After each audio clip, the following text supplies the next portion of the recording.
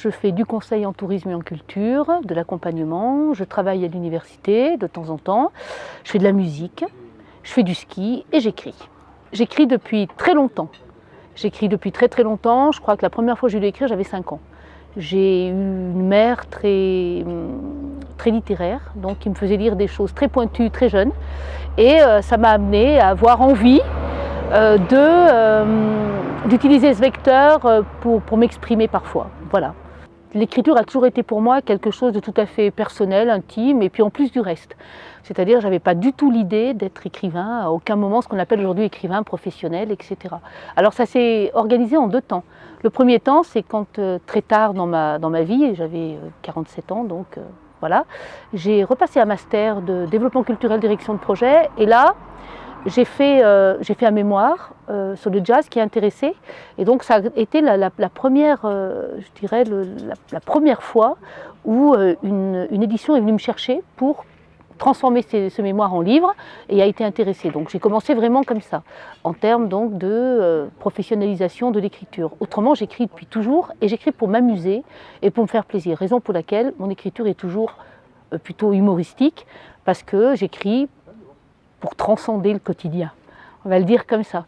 Et c'est parti d'ailleurs, l'écriture des polars, celle que j'écris maintenant, sur un moment où on a eu des problèmes avec les collectivités locales qui n'avaient plus assez de subventions. Je me suis retrouvée avec des problèmes d'argent à un moment donné, et je me suis dit, j'ai 2 façons de régler ça. La première façon, je pleure, je me mets des mouchoirs, je fais comme tout le monde. Et la deuxième façon, je me mets à écrire des choses qui m'amusent, qui amuseront peut-être les autres. Mais j'avais encore même pas vraiment dans l'idée d'écrire pour les autres. Et ça, c'est mon compagnon qui a envoyé ce que j'écrivais à un homme qui s'appelle Pierre Christin, qui est très connu, voilà. Et Pierre Christin a lu donc mes brouillons et a dit à cet homme avec lequel je vivais à l'époque, lui a dit, il faut absolument que cette fille écrive, et je corrige le premier qui s'appelait à l'époque Danse avec la neige. Voilà, c'est pas vieux, c'était il y a 2 ans. J'ai écrit ce petit vendeur de meringues en premier, même s'il est sorti en 2e. Et c'était la mort de la chanteuse, parce que je fais du jazz.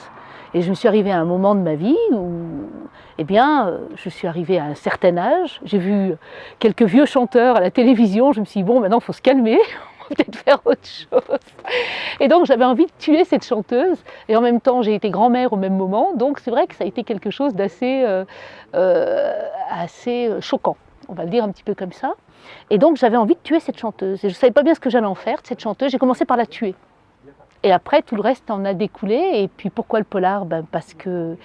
Parce que comme je suis extrêmement foisonnante et que j'ai plutôt l'habitude de mettre 15 idées à la douzaine, eh bien, le polar, il y a une intrigue, il y a un rythme. C'est en plus une littérature très musicale et qui m'oblige à me recentrer d'une manière permanente et qui m'oblige à être encore plus concise. Il faut que je travaille chaque mot, etc. Surtout quand on travaille dans l'humour.